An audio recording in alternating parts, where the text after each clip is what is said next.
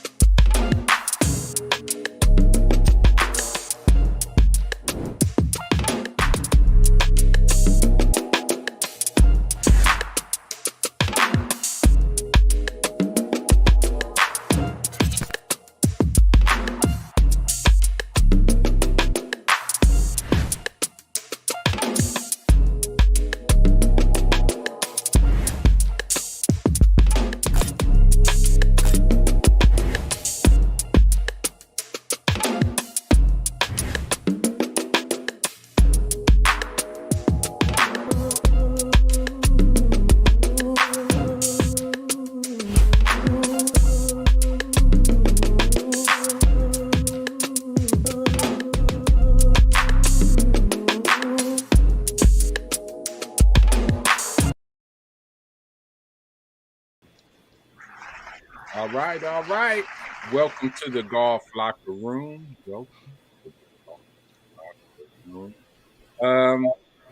Hey, what up, Big Trish?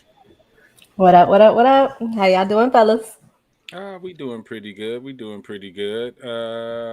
Sif D-O-double-G. What is good, brother? What's good with you, bro? What's going on out in LA? Trish, what's going on in Tampa? Oh, you know what it is. We out hustling. Every day I'm hustling. Show our appreciation for your support. We just gonna give a little theme music back to back. That's Big Trish, Miss Clark's Golf Life. We heard Sif, and I am MannyUp. All right, all that is good, and that is out the way. Clap for us. So we'll do something different. We used to do the 411 with Trish. Sif, what you got going? What's on your mind? I tell you what, man. I know this is a touchy subject, and I'll be brief. But you know me, man. I always come with the curveball. But yeah, we have to talk, and this is not golf related, but we have to talk just a little bit about John Gruden. With the Raiders, man. We gotta go. And the thing is with John Gruden and the Raiders, and I don't know how to say it, but it seems as though that when those comments were made with racial overtones, nothing was said or there was no reprimand. He got a pass. He had to send an email and said, "Oh yeah, I really didn't mean it," but he was gonna keep his job and that $100 million. Just keep it 100. But when he started talking homophobic language, then all of a sudden he had to go. That was because it's about the bottom line. But as long as people talk about black people, it's all good. Smack on the wrist. But when you start talking about other things, then you gotta get off. You gotta get off the plantation. That's true. I don't think anybody should talk about anybody. One is not better than the other. If you talk bad about a different, whatever it is, it was people, the right, faux news. They would like, oh, cancel culture. I was like, put it this way: you are a top 4 person in a $1 billion company, right? You're gone. No matter where you are, who you are gone. You can't do any of that. You are like number 3 in a $1 billion company. You are gone. You are canceled. You are fired. No matter who, where, what company you are, if you're in a $1 billion company and emails come out about that, and you're so blatantly, and you're in charge of hiring some, you have influence. You talk crazy about the female refs when they were just getting in and was just getting their foot in the door. I mean, he was horrible. I don't even know how he got the job a second time. He had been out of football like 8 years on as an ESPN. But But that's the culture, though, Manny. At that level, yeah, I mean, you come from a football culture. Right. I don't. So who? My thing is this: if you got a track record and they say since 2007 of sending emails to someone else. Somebody else is entertaining that. You know Oh what I yeah. mean? Yeah. No Mhm. one So said anything. Yeah, right. they So I would accepted like the to know who's email. on the other end of the email, or I like to It's see the coming. whole manifesto. Yeah, yeah, it's coming. It's Yeah. coming. It's coming. Okay, back to golf. But yeah, Right. good point. And hopefully we'll do a little better, or they'll do a little better. But you can silence people, but you're never going to silence their hearts. Hopefully we can Right. change hearts and minds, but until you do that, they're going to think what they think and do what they do, unfortunately, and there's nothing you can do about that. But hopefully they really get that together. All right, let's get that up. All right, so we got great guests. We're still deep in Breast Cancer Awareness Month. So we try to do a ladies oriented show from time to time. We should do that anyway without Breast Cancer Awareness Month. But hey, we're lucky. Today we have special people that's waiting in the locker room, just chilling. Hopefully they're having drinks in the locker room or some tea or whatever they may prefer.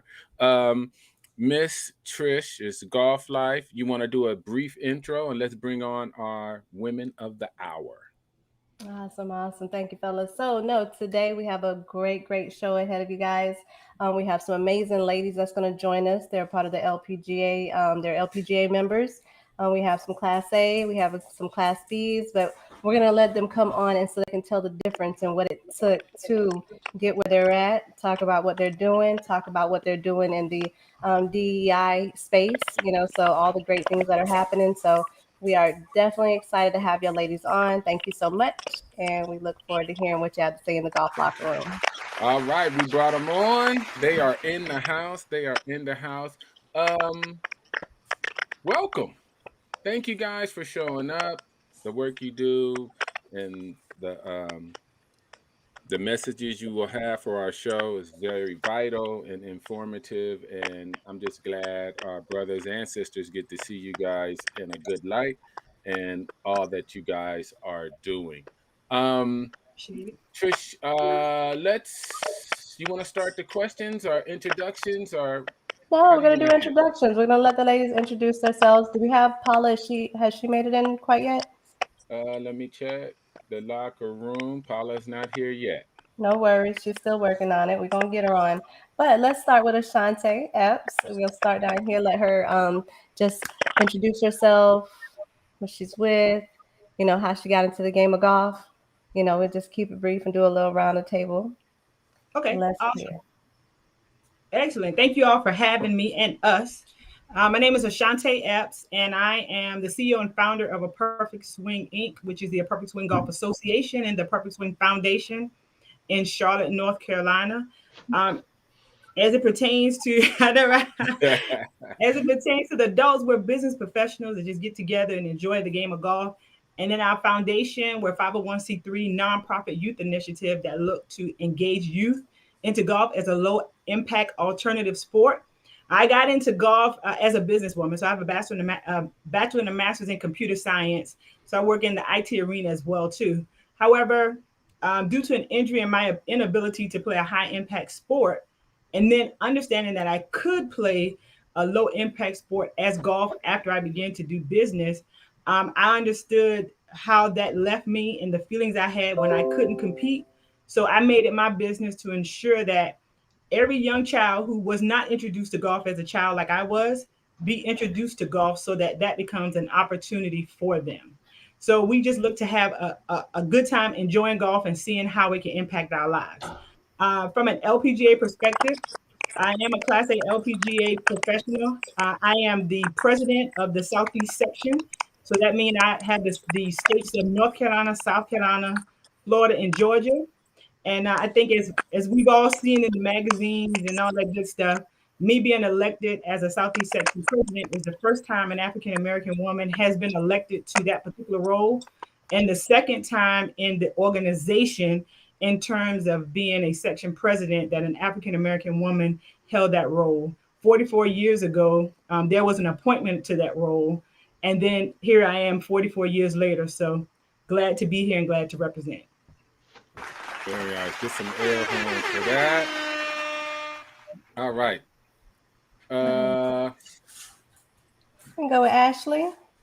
Miss Ashley. Hey guys, really nice to meet you. Thank you so much for having me. Ashley Mclaughlin, I'm the Vice President of Marketing and Communications for the nonprofit Youth on Course. Started playing golf when I was 10 years old in Orlando, that's where I'm based, through a minority junior golf program called the Orlando Minority Youth Golf Association. So that's where I got my introduction to the game of golf. It surrounded me with young people who were also learning the game. With people who looked like me, you know, obviously going into a space where there were not a lot of people of color made me a lot more comfortable learning and playing this game. Played in college at Florida State University and then started working for the LPGA Tour shortly after graduating. So my background is really in marketing, communications, brand strategy. I am a Class B LPGA member, but I really work mostly on the administrative corporate side of the golf industry. And so I've done everything from running golf tournaments to leading national campaigns, all really focused on helping to bring more diversity into the game of golf, particularly women, young people. Worked a lot with the LPGA Foundation, LPGA USGA Girls Golf Program as well. Launched an initiative called Invite Her, which is really targeted to help bring more women who are new to the game into the game and feeling more comfortable doing that. And now I have an opportunity to work with Youth on Course, as I mentioned, which is a nonprofit that's really focused on providing affordable access to the game of golf. And so we partner with 1,700 courses across the country. We have over 130,000 members who are provided with access to play rounds of golf for $5 or less, which obviously helps eliminate the cost barrier that keeps a lot of young people away from the game. It introduces more kids to golf who otherwise would not have considered this to be their sport because there's a ton of expenses when it comes to golf beyond just actually getting on the golf course to play. And we complement other existing junior golf programs like the First Tee, Girls Golf, PGA Junior League really well, because where they teach kids how to play, we actually get kids on the golf course experiencing the game and learning all the lessons that you are meant to learn when you play the game. So really excited to be here with you all talking about this topic in particular. Nice, thank you so much. Awesome. We're going to go over here to the left and we're going to let Jamie tell us a little bit about herself, why she got in the game of golf and all that good stuff. Yes, thank you all for having me. Again, my name is Jamie and I'm an entrepreneur. So I have several hats I wear and several businesses I run, but the two that I'm going to shed light on tonight is I'm the executive director of the Greater Cleveland Junior Golf Scholarship Fund. I'm originally from Cleveland, Ohio. Grew up in this program. It's been around 41 years strong, and it caters to a minority group of youth. And it not only gets them to learn the game, but it gets them on the golf course. So it's been a great organization to be a part of and be an alumni of. And then along with that, I also am a CEO of a company called Black Golf Directory, which I launched in January of 2020. And the purpose of that is a website to find everything African American and golf. So before the website, it was really hard to find, places to get information on Black golfers and people that are currently playing the game, organizations like Ashante's and mine. And so therefore, I wanted to put it in one location. So that's what the Black Golf Directory is. And hopefully you all check it out after the show. Thank you. Let's give that up.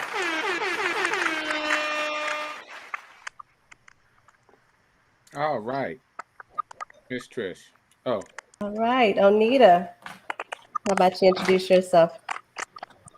Good evening, everybody. My name's Jonita Castillo, and just like Jamie, I wear a lot of different hats, and my main thing is I'm the old girl as far as Class A LPGA professionals are concerned. I was from one of the originals, number 2, that would be me. And I've been in the LPGA since 1997. And I didn't start golf as a youth. I started as an adult. So I connect very well with women coming into the game of golf and feeling somewhat intimidated. So that's what made me want to become a golf professional, so that people who look like me could come and see somebody that looks like me it's so wonderful to have these young women here. I'm so proud of each and every one of these women who introduce themselves, because they make things look better in the golf world. And the couple of hats that I wear that I'm most proud of I am the director of golf for the Women in Golf Foundation. And our premier event is that we host a national championship for women from the HBCU teams. It's called the Collegiate Championship, and I'd love all you guys to come and play in our Pro-Am in April. It's from April. This 2022 will be April 25th through the... Oh, we lost her. All right. Well, that's okay. We lost her. You're muted. Tricia, let's unmute you. Yep. She'll be back in. Exactly. So we give her a hand for that, but we're going to complete her story. Paula is here also, so I'll put Paula in. And I know she's just getting on. And let's see. Oh, yeah, Anita's back. She's getting close. And, that's technology. Hey, we're streaming. We're live. We're in 9 different parts of the United States all over. And we're able to connect and talk. And sometimes it blinks a little bit and sometimes it doesn't. So we're going to keep it pushing. Let's bring back Anita and let her finish, because if she can remember where she was. But Anita, please just finish up your bio and history. Thank you. Yeah. I talked about the Collegiate Championship, and the other thing that I'm involved with now, I am the vice president of the Women's Golf and Travel Concierge Company. So I'm always inviting people, and I'm inviting all of you to go to Spain with me to see the Solheim Cup in 2023. And then we're going to shoot right on over to Rome and do the Ryder Cup. So you got to hit me up. I'll tell you how to get that done. Nice. Absolutely. All right. And so we have Paula Pearson, definitely last, but definitely not the least. We want to hear just, introduce yourself, just a little bit about what you do and what got you into the game of golf. Okay. Y'all know how challenged I am, right? So I want to apologize first for coming in late. I am having difficulty hearing Ashante, but I can see you laughing at me. We're not having that tonight. I tried, but here I am. I'm Paula Pearson Tucker. I'm Class A, like my other ladies here, or the majority of them. But I'm just glad to be a part of the conversation tonight. Again, I apologize for being challenged with logging on, but I'm here, and if you all don't mind, I will chime in when I can. All right. So again, I apologize for being late. So let's go. No problem. Thank you for coming. We do meetings and we do podcasts, but we're just thankful that you guys come on, and sometimes it can be a little overwhelming with the trying to hook up the phone or the computer and sound good and look good. So, we're just understanding and just very pleased that you guys actually was able to come on. So let's get down to it. Let's start asking some questions. Let's get it going. I'm going to start that first one. I'm going to start it off. Where, and any of you guys can answer this, where do you think women's golf is right now? What is the state of the game of minority women's golf? Anyone can answer, all can answer. Anyone? I mean, I can speak to it. I think it's very hopeful right now. We got a lot of young women, not just women, high school, college age women that are out here really, playing really good golf and shooting par, shooting under par. So I think there's a great chance for a lot of these women to develop their game to a level where they could possibly go professional. But even on the professional level right now, although we only have Mariah Stackhouse on the LPGA tour, we have at least 5 or 6 other African American women on the Metro Tour, which is the developmental tour of LPGA. You have, for example, Shasta Avery Hart, Sierra Sims, Cheyenne Woods, LaCara B. Abe. I'm going blank on the long drive.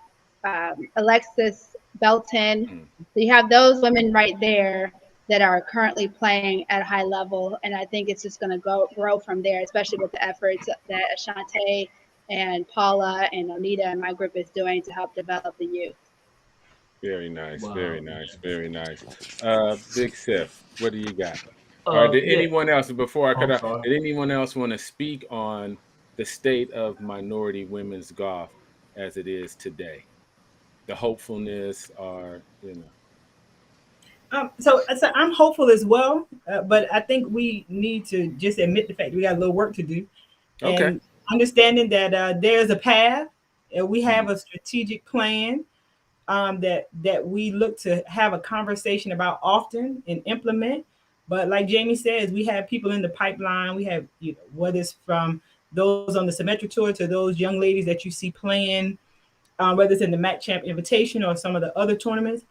We got some good golfers out there, right? So it's a matter of us just ensuring that we're supporting them and pulling them through the ranks so that they can be successful. So I think it's definitely hopeful we're on the rise, but just still understanding that there's a little work that needs to be done in that area. Right. Understand that. Can I just throw something in there? I'd be remiss to say, on the one hand, we're talking about the tour side of things, but obviously all of us on the call right now, we're teaching professionals, club professionals. So from that perspective, we're actually doing really well. We have about 32, I think, Ashante can correct me, but somewhere around 32 Black females that are professionals like the rest of us. I'm sorry, 33. And we had 9 in the pipeline as of this year coming in. So, I mean, that side of things is actually growing much faster on the professional side of golf. So I just want to throw that in there. And that's good, because what's that? That's first contact, right? The first contact is with the teaching professionals, so which is a great thing. Yeah, and Manny, I think so to Jamie's point, we have to be clear that there are 2 separate divisions, right? So we have the LPGA Tour, and those are the individuals that are actually playing the game of golf. And then we have the LPGA Professionals, which we sit in, where we are teaching and we're GMs and managing organizations. So, doing a lot of those other kind of recruitment efforts. But to Jamie and your point, you're absolutely right. The more of us that are sitting in these roles and they see us, and that's why I'm really grateful that you all have us on, the more that our youth will get involved, the more parents will feel comfortable taking their children to the golf courses.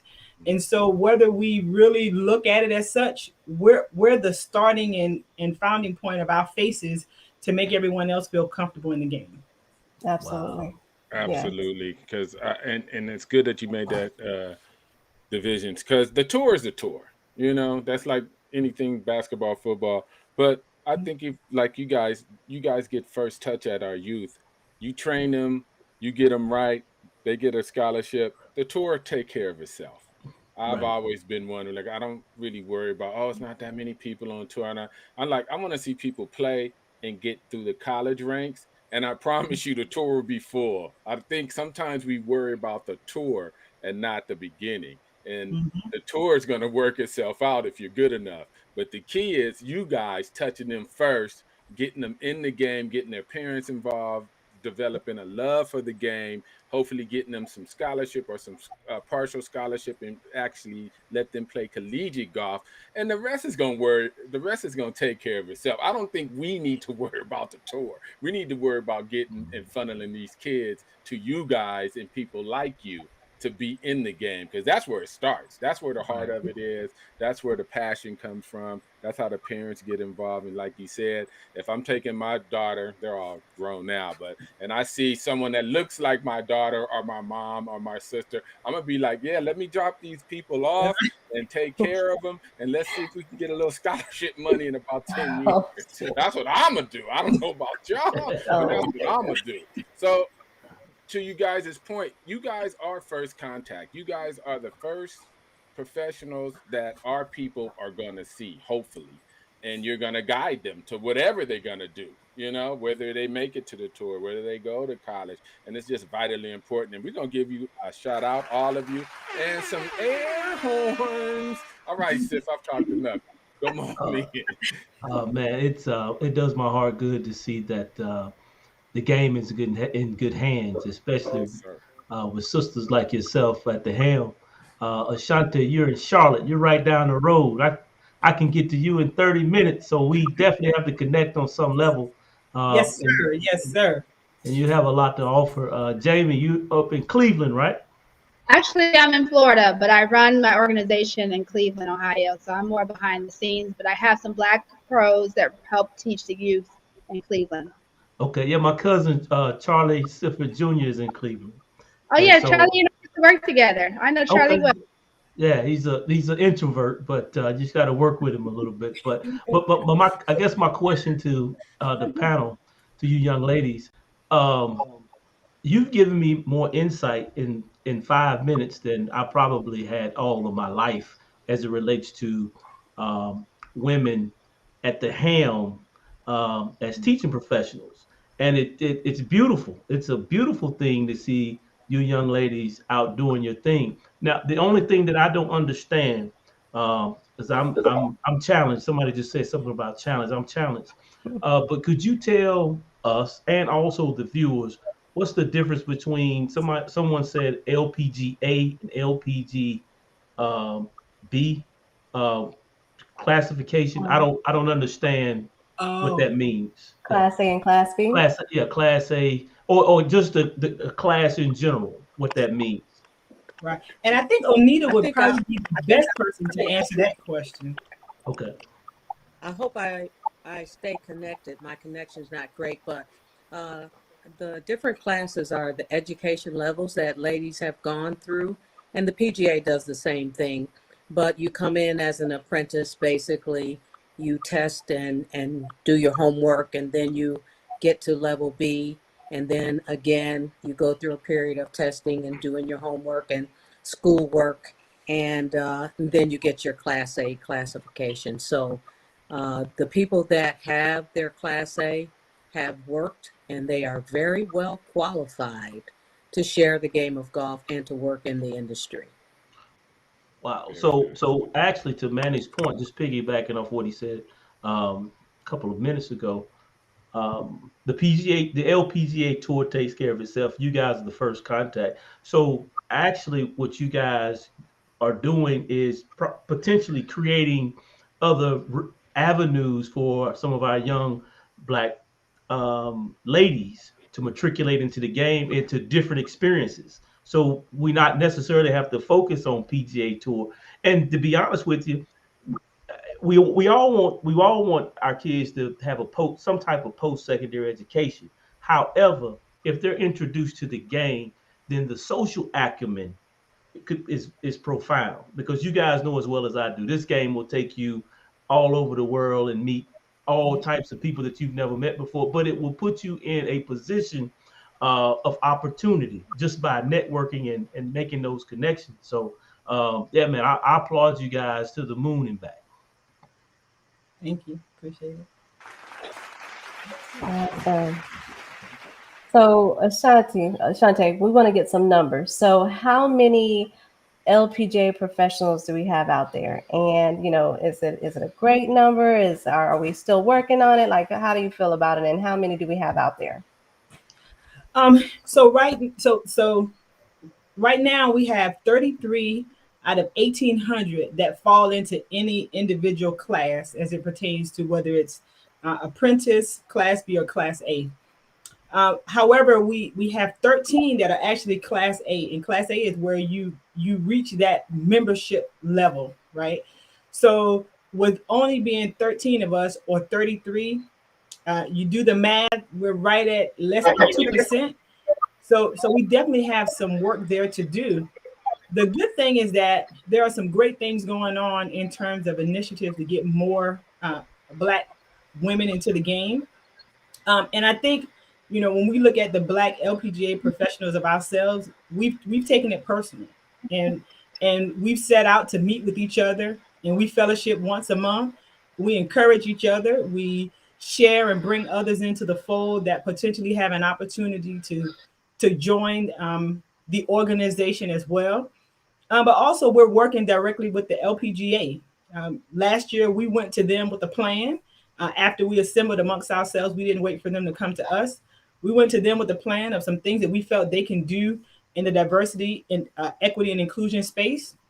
And, you know, I will say they stepped up to the plate, and there's a lot that's happened. And those conversations continue, not just with us and not just with some of the LPGA headquarters staff, but also with the LPGA commissioners. So definitely those numbers, we got some work to do with those numbers, but they're growing. People are in the pipeline, and there is work being done to get those numbers up. Well, let's get that up, dope. because That's something dope. is always better than nothing. And you guys are, I'm just saying, you know, and you guys are at the forefront. We in good hands, because I know you guys are going to make it happen and ride, and what's lacking will be rebuilt, and what needs to be torn down will be rebuilt and built stronger.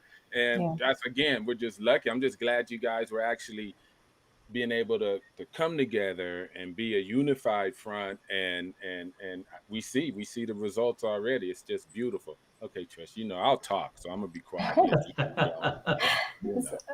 So me as a lady coming into the game of golf, like James. So I play with Jamie, I play with Ashley, I play with Paula. I look forward to playing with Anita, and especially Ashante, you know, as well. I'm thinking I'm gonna take a road trip up to go see my grandbaby, so I can stop in all these places so I can see everybody. But so what it was interesting when I first met Jamie, like my first year. I remember her asking me one time, about, becoming LPGA, like an instructor. And I'm like, I don't want to teach nobody. I need to teach myself. I can't even halfway play. And so, but now just as I'm getting to the game of golf and just listening to, what, me and Ashante had a really great talk earlier, and just hearing the different avenues that come about being Class A, becoming an LPGA member. For those that don't know, what does it take to become an LPGA Class A member? What can it do? And just, if each one of you could just tell, how your experience was becoming one, that'd be wonderful. Anybody can take it. I don't want to do all the talking. So that's okay. I do a lot of talking. Well, that's not true, because Sif can out talk me. He can do it. He ain't gonna you ain't gonna out talk Sif. No. I was going to say, actually, Anita was kind of our teacher for all of us, I believe. She's been on the teaching staff, so I don't know if Anita wants to talk about the initial starting point. But if not, I can start off. First of all, I guess I would say, I tell everybody you have to work in the golf industry. So, don't even think about it if you're not working. And what I mean by that is you could be working at a golf course, you could be running a foundation like Ashante and myself, you could be doing a VP role like Ashley. It doesn't have to be a grassroots golf facility or green grass golf facility. It can be in various capacities. It could be in journalism, but it has to be something in golf that you can show proof of employment, and it doesn't have to be a full-time employment. So that's step one. Mm-hmm. Step two, once you decide to do that, you fill out an application and pay a deposit, and your expectation is that you're going to do the level 1 training, but also you're going to do what they call the PAT, playing abilities test. That part scares the dickens out of everybody, because it's you have to play a certain score on an 18-hole round at one particular day. It's usually, I think, I need to correct me, somewhere around 15 strokes over the course rating. So it could be relatively low 80s, sometimes upper 70s, depending on the course difficulty. But if you're a proficient golfer, you can execute that. So you have to pass the PAT within the time period of going through level 1 to level 2. So you can't advance to level 2 until you complete the PAT, and as well as the level 1 work. So that's the two main things: working in the industry, doing the PAT, and then applying for the process, to start the process. So those are the main things to start things off. And so if you don't want to work in the golf industry, I told Tricia, she's got a full-time job unrelated to golf. If she's a volunteer, that doesn't count. But if you just want to do it and she's just passionate, so you don't necessarily need to be a professional to do the work that we are all doing.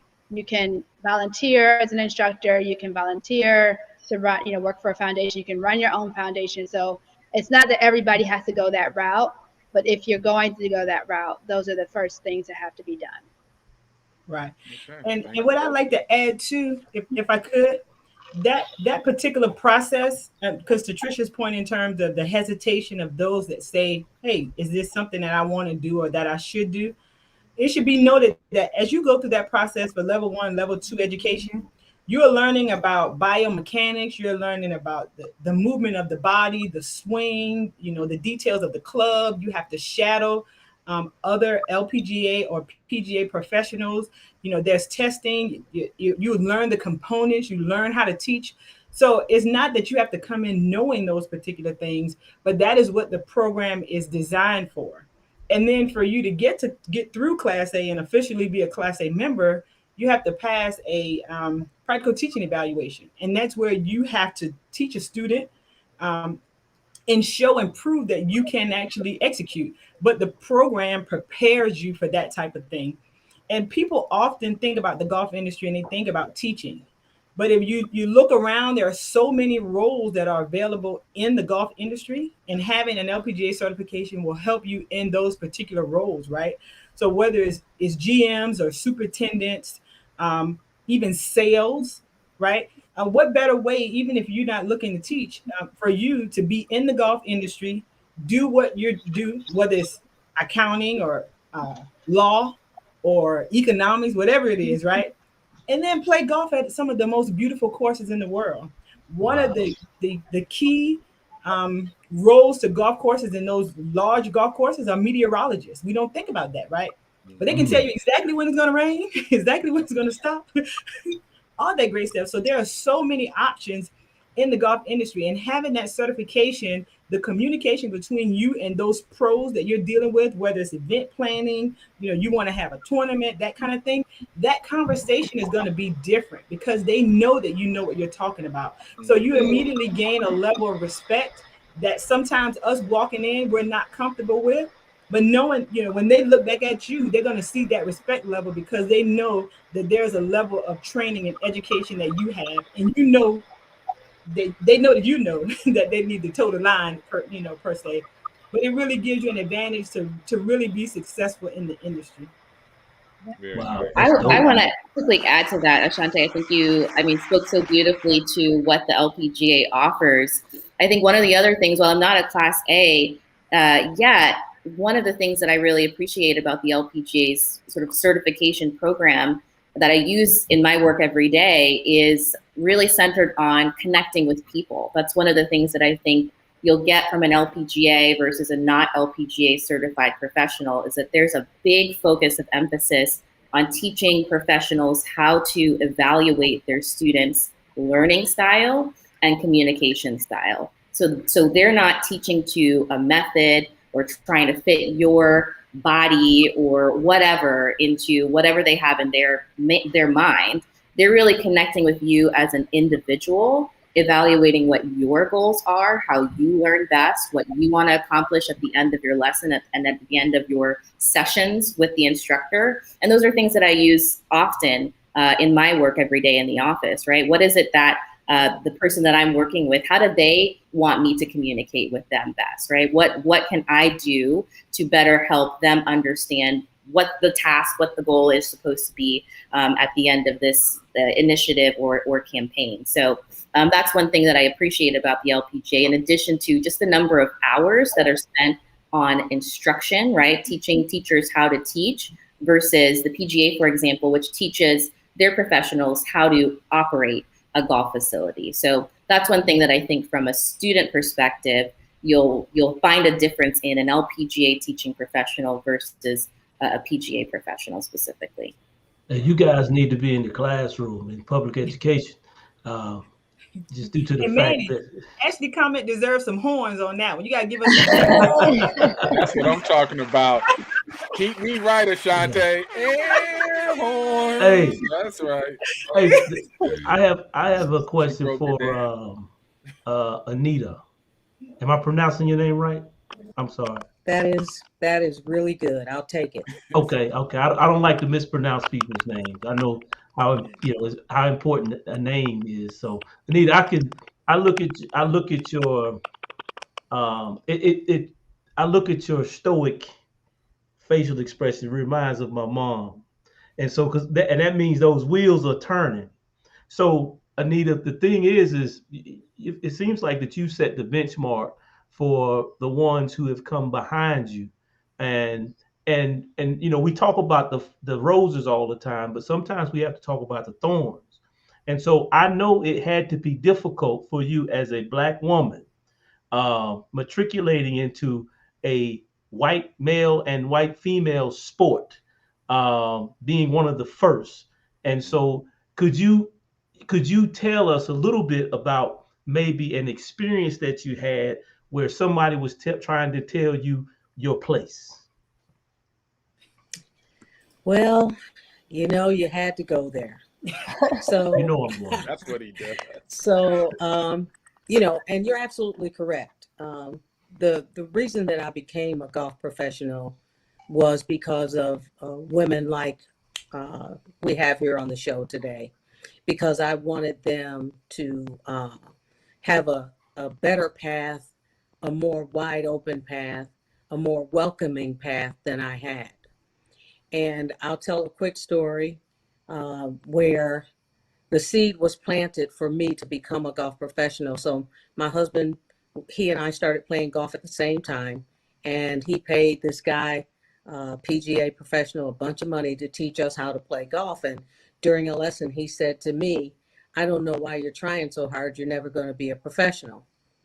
So when he said that, I paused, because I didn't want to say the first thing that came to my mind, but I needed to say something to him so that he would understand. And so I said to him, "I'm trying hard because I know I can do it better." And the seed was planted in the back of my head to become a professional, because I had no thoughts of becoming a professional at that moment. I've been an athlete all my life, grew up with brothers. I played every sport and was good at everything. I even played women's professional football. So now I'm here trying to hit a golf ball. And yes, I was trying very hard. And as time went on, I had other incidents. I won't go into all of that. But, I had people say to me, "You need to become a teacher," because I was out there with my kids. Jamie was in the same program as my daughter, and I'd be the one out there, that mom out there helping the kids out. And becoming a professional, when I wrote to the LPGA why I wanted to become a professional, I said a couple of things. I wanted to be a model for people in my community that wanted to come into the game and learn to play the game. And I wanted to learn to teach the teachers. So I actually did those things. I'm a global educator for the LPGA. And when these young women came in and they were able to see somebody like me with a smile on their face, and I made it a goal not just to be in the LPGA, but to be really, really, really good at what I did, because I wanted to bring our community in at a higher level. But let me say this, because that's a negative thing, and I'd rather go on the positive side. Golf has given me the opportunity to see and be places and meet people that I never would have before. And as I was going through my journey and teaching around the country for the LPGA Clinic Series, I ended up playing golf in all 50 states. Wow. And it all started because of going with the LPGA and teaching people in different places around the country. And so now all of that, the journey, all those things, even whether negative or not, had brought me to a wonderful place. I love golf, I love travel, and that's what I do now. And when I got cut off before, I was saying to you guys, I want you to go with me to Spain, to the Solheim Cup, and then we're going to skip over to Rome to the Ryder Cup. And I hope you guys know what Solheim and Ryder Cup is. Mm-hmm. Do you know? Go ahead and tell us, for the ones that don't know. Yeah. All right. So for the folks that don't know, the Ryder Cup was first, and it is the competition between the best men, or 12 men from Europe and 12 men from the United States. And they do it every other year. So it's 2 years. They do it in Europe, then they come to US, and 2 years later they go back to Europe. And so same thing with Solheim Cup, which is a little bit newer, but it is the women from, pardon me, U.S., the best professionals and the best professional women from Europe. And because of COVID, now the two are happening together. They happened together this year. We had both of them here in the U.S., and now both of them are going to be in Europe together. And, you know, we took a whole bunch of brown folks over there to Toledo and over to Scotland last time. So that's why we're gonna turn Spain out. I'm just saying. Yes, And ma'am. We're gonna do a whole show on that. I think we're Look, gonna do a whole show. Avis already recruited me. Oh, I'm We're gonna gonna do a send him my whole show on deposit. that. 'Cause, yeah, I may even try to get myself to Spain. yeah, come on, let's go. I mean, Let's that's go. what you know.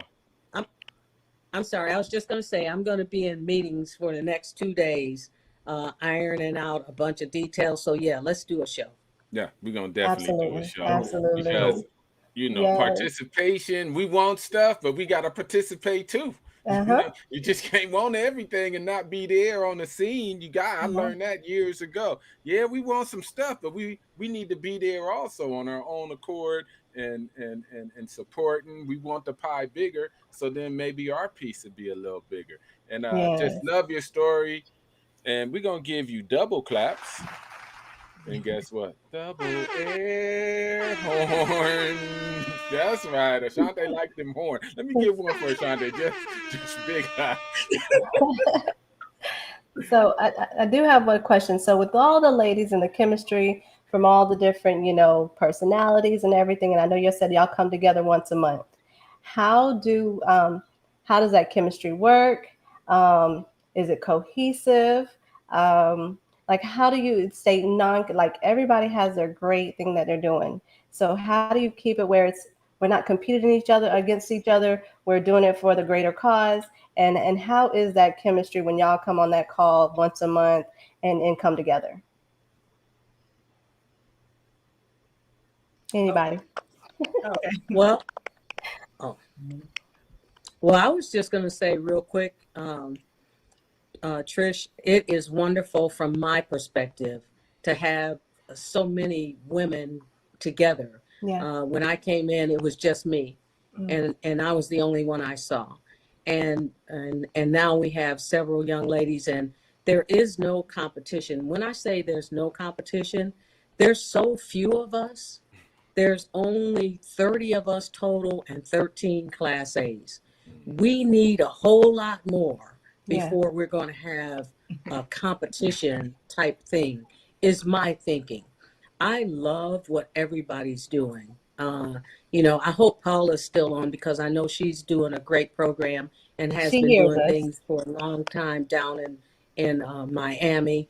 And the things that Jamie's doing, so innovative. And, you know, Ashante works her butt off, and you talking about wearing a bunch of hats. Whew, I'm surprised she's even here. And then, you know, we've got Ashley, who's so beautiful and eloquent, and she knows so many things. And I just love everybody. And, you know, there are more people that aren't on the call, but no, there aren't enough of us. There really aren't. So it's just wonderful when we get together. I love Thank you guys. I love it. You get so much more done that way, right? Always, especially, you know, everyone don't want y'all to succeed. They, you know, they want you to be okay.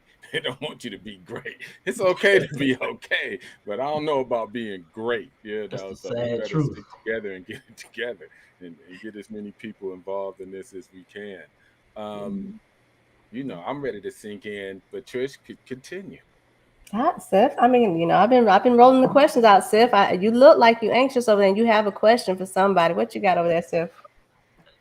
I'm just honestly, this is the first for me in terms of seeing beautiful women talking about the game of golf. I mean, I'll be honest with you, most of the time, you know, I'm around country clubs, I'm looking at white females that talk golf. I don't really see a lot, especially in my area. I'm in the Charlotte area. And so I very seldom see the sisters out. And so, you know, I try to, you know, bring a lot of sisters to the game. but I don't know what the apprehensions are. And I don't want to delve too deep into it because you don't want to be nosy, you want to mind your business. And then you also don't want it to look like that you're trying to pull up on somebody. Some people take that stuff the wrong way, but it's beautiful to see Black women involved in the game of golf. And so, and you guys, what you're doing is a great introductory. You could do so much more than what we can do as a man. Because like you say, you don't want nobody, your husband might be in the parking lot and he might think you're pulling up on his wife or something. So it's all those intangibles that we have to deal with. But it's beautiful, man. It's beautiful. So how do you, now I'm getting into the PAT part. You guys talk about, what does it stand for? Playing abilities test. Playing abilities test. So how well do you play, Jamie? Ooh. Well, currently the game's a little rough, but in my heyday, I think my GIN was around 7.6, and obviously I was playing on a regular basis. But I can hold my own though. Don't get it twisted. Oh. I still have a competitor in me, and I still like to play as I'm better. I'm not. I'm a little bit of a sore loser, so I do go hard when I have to.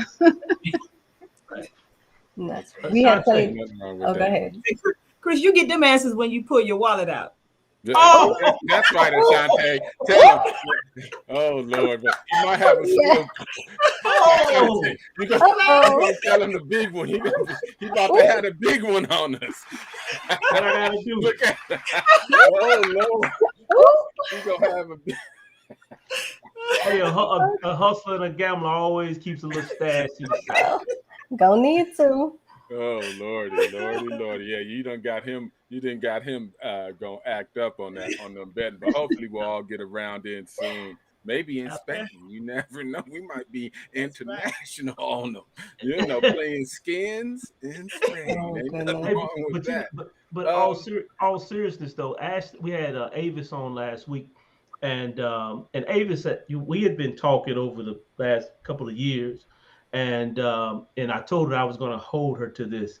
I didn't know if she remembered or not, but she was talking about doing a golf tournament, a black and white attire in the future, whenever it may be, where all of us can come together worldwide and celebrate the pioneers, ladies like yourself.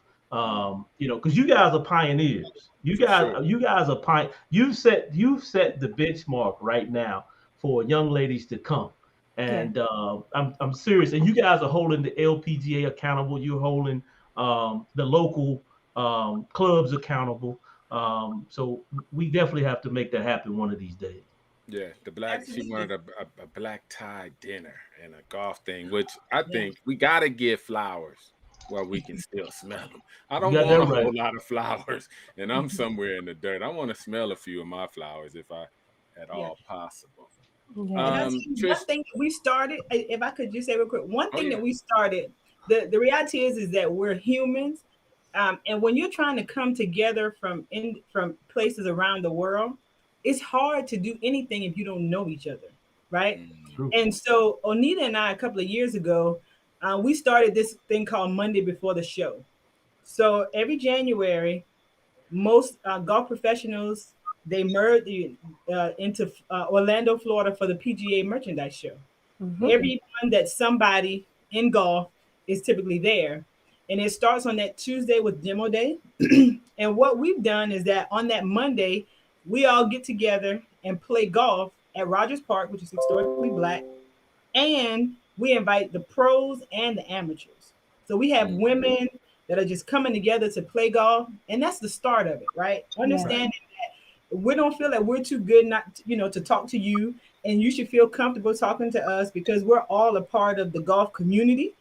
And that's how it should be, right? So we get together in fellowship, but we take the money piece out of it, right? You come to the clubhouse, you pay your money at the pro shop, you buy your own food, because money is the root that starts all the arguments, right? You got that right. And it's all about networking, right? And that's what we're doing, and we encourage everybody to join us next year. But it is about just the fellowship.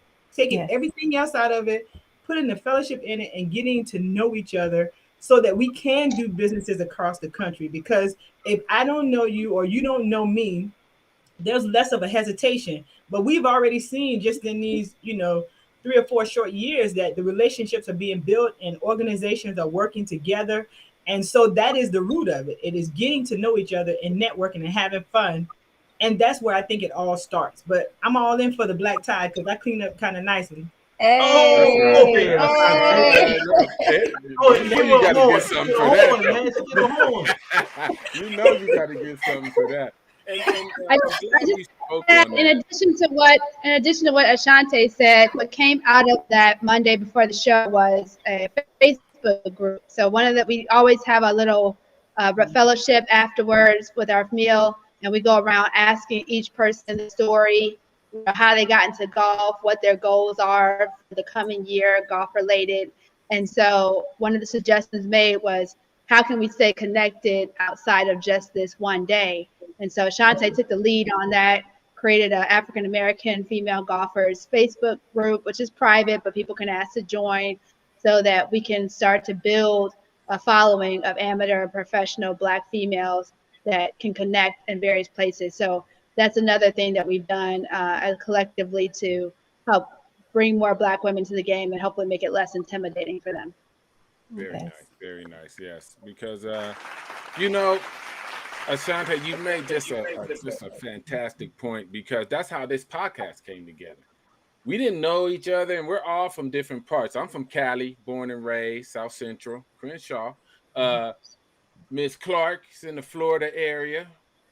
And of course, Big Sif Dog is North Carolina. And for us three getting together would have been very hard if it wasn't for social media and however you connect or whatnot. But I wanted to bring views from all parts of the United States, just not a West Coast thing or a South thing or an East or a North thing. And with the technology now, look, we're probably in 5-6 different states just talking right now, connecting, and we're going to do some great things. So yes, to your point, Ashante, it is beautiful. What is it, the second Monday in January? We need to get down there. Third. It'll be the third Monday this year. Third Monday. Next year.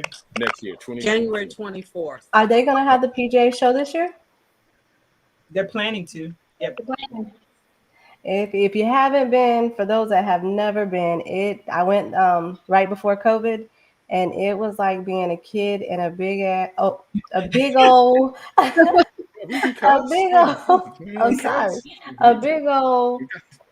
golf candy store. I mean, I was in heaven. You can go back there and you can hit the PXGs that I had no business touching, the Cobras. Like, you get out there and you get to it's just a candy land. Like, to me, I could not even go through the whole entire floor in one day. So, you got the passes. I was blessed with some passes to be able to go for the whole entire event. And like, you just go, and so you go to the little demo area, you go over here and you see all the different vendors and all the different things. And when you go there, you get to see all the up and coming golf gadgets and things that you just absolutely love and need to get. And then, the prices of the things, if you purchase them there, are ridiculous too. So if you've never been, you absolutely have to go. Very nice. Well, let's get and close out. Well, not really close. Well, close out kind of on Trish. You wanted to go into the diversity and the conclusion portion of the show. Like, where do you think we are? We hear a lot of stuff about the diversity and inclusion from the PGA and the LPGA. How can we help? How are they helping? What should we be doing? What should they be doing?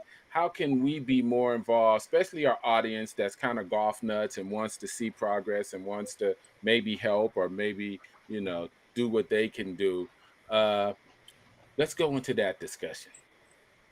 Who wants to start? I'll start. That's right. Come on, start it off. It's all right. Start it off. This is my lane. Well, I'll say this. I know one thing we always hear in the chats and the Facebook groups is about, doing our own thing and this and that. And that sounds good and well, but at the end of the day, all these major golf companies are, being run by mostly white people. So one of the things I'm currently doing is I have a Black Golf Directory career fair going on right now. Tomorrow I'm going to be interviewing Club Corp. And Friday I'll be interviewing the Golf Course Superintendents Golf Association.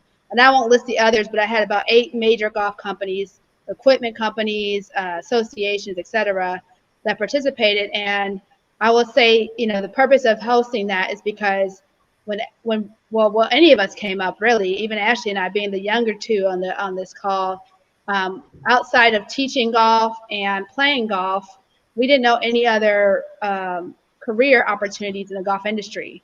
So it was kind of like, okay, you go through college, you get a business degree, an engineering degree, whatever degree, and you're like, okay, that doesn't align necessarily with golf, so I'm not going to do anything with golf. And that's not the case. You can use a lot of different degrees in the golf industry. It may be on the corporate side, but people don't know that. So the purpose of me doing this was to educate people, even if they're not looking to change careers. The purpose is to educate our community about these opportunities and get more of us into these corporate companies, so that there's more of us in these high-level positions that can make an impact. And I can say from a personal standpoint, I worked for LPGA along with Ashley. I worked there for 5 years, and I did that because I wanted to make an impact on a global level. It's one thing to work at the mom and pop golf course back home and run my foundation, but when you're working with a global company and you get to see the whole picture of what everything looks like, then you have a different perspective as to where we could, make bigger strides in golf. So I would just say, from that perspective, we got to get on the corporate side and not worry just about growing the game on the golf side, but actually get into the corporate offices and make changes there. Yeah. And I agree with Jamie, because that's where the decisions are being made, right?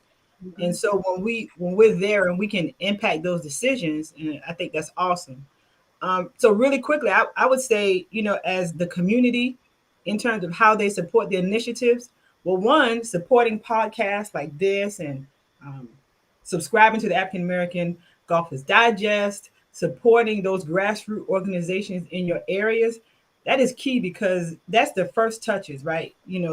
Like Manny mentioned earlier, and that is where we can get our youth into the game, let them feel it, not pressuring them to be the next Tiger Woods or Mariah Stackhouse, but just enjoying the game and putting the club in their hand. And we all, are here, and we're members of the LPGA. And I mentioned earlier that the LPGA gave us a seat at the table, and we had the conversations, and we continue to have the conversations. So I definitely want to share some of the things that has come about in terms of the efforts that we've done as we have those particular conversations. Last year, in the end of January, Mike Wan, who was the current commissioner at that particular time, put out a statement against racism. Because when we talk about diversity, equity, and inclusion, the word racism doesn't always stand out, but it's absolutely the root of what the problem is. So taking that firm stance, saying as an organization and hearing from the head of the organization that racism will not be tolerated, and if that's what you're going to do, we don't need you here. And so everything reflects down from leadership. So him stepping up to the plate without ask for that and putting that out there, that was a major win. And that was an initiative that was near and dear to all of our hearts. But that was something that Paula really spearheaded for us. She's a huge anchor as a part of this process that we're going through. Another thing was around sensitivity training for our members. The reality is that you can't change everybody, right? But they need to understand that there are some things they shouldn't do. And that goes for every culture, right? Whether it's Black, white, Hispanic, because even sometimes we don't understand what we should call people, right? Sure. And so understanding that and being able to add that sensitivity training, and that's something that Jamie delivers as a part of her consulting firm. And then having the LPGA's diversity statement on the website and on the front of the website, not down underneath where you got to click 12 times and turn a page and click your heels. Below the fold, as they used to say. Right. It needs to be at the forefront. And one of the key things too was also adding people of color to the flyers. If you walk into a building or look at an ad and you don't see yourself in it, you're not going to feel welcome. So one of the easiest way to welcome Black people to your event is to put us on the cover. I mean, not the cover, put us on the advertisement. Yeah. And we already do that, right? When we're advertising and we want it to be known that whites and Blacks are welcome, or even just in general, not because they're always welcome, right? Yeah. We put a non-Black person on the flyer, and that is how it works. And they've stepped up to the plate. You look at a lot of our communication, they do include people of color, so that is something that we're grateful for. And one huge win was that we went in and said, for more African Americans or Black women to join the LPGA and become teaching professionals, there's a level of financial assistance that's going to be needed, right? And that's just a given. And so the LPGA had a Mars Burns grant that was already out there. And what they did was they updated that grant to include clauses to cover applicants and apprentices, as well as Class B members. So that now allows our African American members that are looking to join the LPGA, after they pay the initial application fee, they can apply for financial assistance to get through the program, right?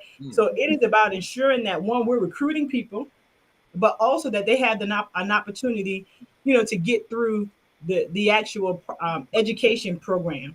And then, again, continuing the conversations with the commissioner, Molly, who's just joined us recently. We're going to continue to have those conversations. So again, there are things that are being done from an LPGA professional standpoint, and I give kudos to them and kudos for the ladies on this team, on this call, as well as all the other Black African American LPGA members that attend the meetings, speak and let their voices be heard, and walk as we do as a united front to ensure that we're trying everything that we can to, one, be examples, but two, to give solutions and not just be complainers. That's right. Let's get that out. For sure. Yeah, you guys are on it. You guys are on the ball. You're taking care of all our young sisters and brothers, because LPGA professionals teach everybody, right? You guys teach boys and girls, right? And it seems like your training old men and old women too. Pardon me? I still teach old men and old women too. Oh yeah, well, yeah. It's hard to teach old men. That's it. No, I'm just kidding. Great update on that. Love it. Trish? I mean, I can comment. I got one comment. People don't understand how important it is when you walk into a strange place to see an image of yourself or someone who looks like you. It automatically says, hey, you're welcome. Come on in. That's small. They could be 10 people hugging. If 2 of them are Black and a couple are women, when you walk into a place and you don't know anyone and you see that picture, you're going to be like, oh, okay, they thought about me a little bit. Let me come on in. And it's huge. It's bigger than, it's not petty and it's not being overly sensitive. It's just more welcoming. And thank you for that, you guys, for understanding that is huge when you go into a place. Like, you're going to have a lot of golfers that don't know anyone, that just heard something and fall up into a place. And you would like to see either you guys welcome them or a picture or something and be like, okay, well, there's some of us here doing something. So maybe I'm not in the wrong place. It's just huge. Imagery is very important. And I wish people would understand how important imagery really is. Okay, I'm going to get off my diatribe. Trish? No, you're right. Because let me tell you, I gave an example. I was at Pinehurst, and because of an event, they changed the restrooms. Because normally at golf courses, the larger restroom is men's restroom, right? But because it was a women's event, they switched the names on the doors. And literally a guy was walking by in the hall, and I pointed, he said, I'm looking for the restroom. They said they changed them. He walked in, and when he opened the door, the walls were pink and it was flowers and everything. And he was like, he walked in, he came out, he's like, you sure this is the restroom? And because you associate pink with women, and the flowers, right? So it's not even just from a people or color perspective. It is life, right? And that is how it works. And you're absolutely right. Seeing those faces on the walls, or even walking in and seeing one of us there, right? Yeah. That helps you understand, because other than that, you don't know, right? It's true. It's true. Yeah, It's I'm true. with you on this. And I'm just so glad you guys found that very important, and the LPGA understood and complied, and it's just a beautiful thing. Beautiful, beautiful. One more thing. All right, Trish, continue, because I'll talk. Let me be quiet.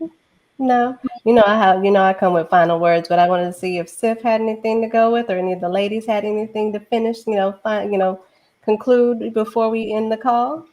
My thing, and I'll be brief. I'll let Jamie you can close it, but I'll be brief. And I think Onita probably understands this a little bit more, because and the reason I say this, because she said she played all sports growing up, and so she probably understands when your number is called, you have to be ready.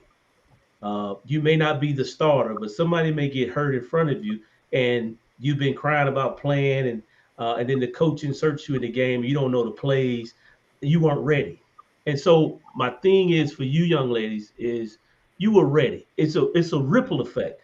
And what I mean by that, when Colin Kaepernick stood up and said enough is enough, it was a ripple effect from when he made that stance on down. So nobody wanted to be accused of being a racist anymore.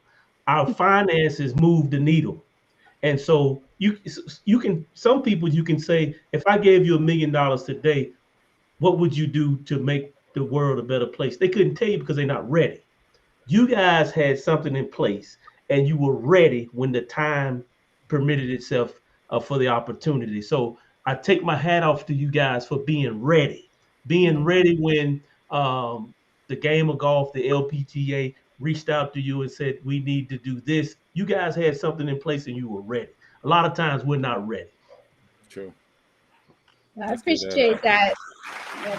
Thanks for being ready and able. Ready and able is huge. Yeah, we definitely were ready. We had our PowerPoint presentation online. But I just wanted to go back to what you said about giving people flowers. One of the things that also is going on that I want everybody to know about is Renee Powell, who is the second Black woman to play professional golf on the LPGA Tour and is still alive and well today, running her father's golf course in Clearview in Canton, Ohio. They finally gave her flowers this past year, 2020, and created the Renee Powell Fund. And so what I get the pleasure to do in my contract work with LPGA is those dollars are allocated to organizations to help them recruit Black girls and Black women specifically. And so I go around and help with different organizations like Ashante's type of group, or my group in Cleveland, help them to do recruitment events where they're actually intentionally marketing and attracting Black girls to their program and providing them whatever they may need, golf clubs, membership costs, so that we can grow the game that way. So I'm really proud to be a part of that initiative. It's something that's going to be ongoing. Like I said, it's a fund, so they're constantly doing fundraisers to help promote that. In fact, they had a hoodie fundraiser that came out recently. Don't have it on because it's too hot here in Florida to wear a hoodie right now. But that's another great thing LPGA is doing, and it's supporting professionals, amateurs, as well as juniors, Black juniors. So I just want everybody to know about that and support that, and because that's something that's really going to make a difference long term in the world of golf, long after Renee's gone. Yep. Amazing. Nice. And so, Jamie, how can they make a donation to that? Yeah. So the best thing you can do is just go to the LPGA Foundation website, and you should find the Renee Powell Fund. You can actually just donate. Just go to the donate button, and you can specifically allocate funds to the Renee Powell Fund under the donation that you make to LPGA Foundation. And so LPGA Foundation.org, or just Google search LPGA Foundation, it should pop up, and you can allocate your funds to the Renee Powell Fund. Nice. I'll leave a link too on our show notes and the YouTube notes and the Facebook notes. So if you rewatch it or watch it, You can just click on that link and it'll take you right there. Absolutely. And you can shovel a little money in the sun. Because that's what it takes. Money is the oil that makes the engine go. Yes. And we definitely, Miss Onita, gonna talk about that Spain trip. Because we're gonna have to be in the house. We're gonna have to we're gonna have to get it together, and we're gonna get the information, and we're gonna set it off right here on the Golf Locker Room. Okay, Yes. Miss Clark. All right. So we want to thank y'all, let's do ladies. it. We want to thank y'all, ladies, for coming on. Absolutely. We know like there's 13 of y'all out there. We know each and every last one of y'all are doing great things. So as I spoke earlier, like we're going to make sure that we bring each and every last one of you back on. We want you to be able to specifically talk about the Black Golf Directory. Ashanti, you know, what you're doing with your group, Ashley, Onita, Paula, and then you can bring on whoever you like, your board, some of the kids, the youth. You can highlight some of your youth, but we're definitely going to make sure that we bring each and every last one of you on to come on and speak even more so about what you do and how we can give back to your, you know, your organizations or your foundations or what you have going on. But again, thank you so much for what y'all do for us, and thank you for coming on this call. And we're just looking forward to the great things. Nice. Thank you for having me. Thank you. So informative. Like she said, we are going to have you guys back to deep dive into the personal endeavors that you guys do. We're just going to thank you 1,000 times, and you just don't understand. You think people know because we're on social media. It's imperative that you guys tell your own stories and your own words, because you'd be surprised what we don't know.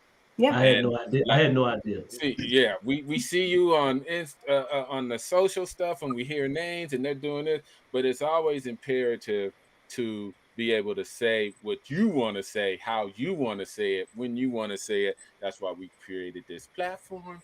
We are so blessed that you guys came on, and hopefully anything you want to get out and do, the platform is yours. Once you're on, your family, we tell everybody this, the HBCUs and the coaches and the guests, you know, use us. We all right. That's why we made it. Get your word out, get the information out. Like you said, we are one big family going towards a goal. And again, thanks a million. And are we out yet? Anybody else? Any last words? Any last words, anybody? Ashley, are you from Tallahassee? Are you living in Tallahassee? No, I'm in Central Florida. I'm in Orlando. Okay. But I went to school in Tallahassee, so that's where Florida State is. You didn't go during the time with Nick Maddox, did you? I don't think so.